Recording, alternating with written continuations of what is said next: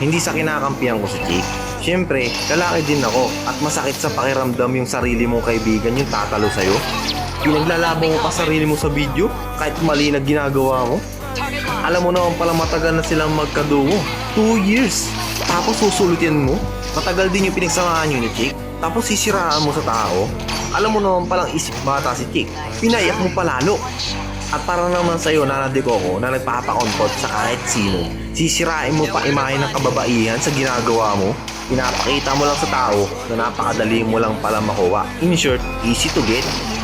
Natalo lang ni Wannaplay si Chick sa 1v1, pinagpalit mo na agad.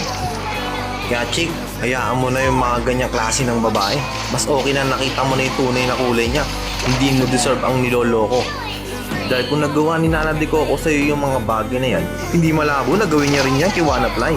Kaya hayaan mo na sila Chick. Tuloy mo na lang yung pagpapabillboard mo na Myox Cube mo.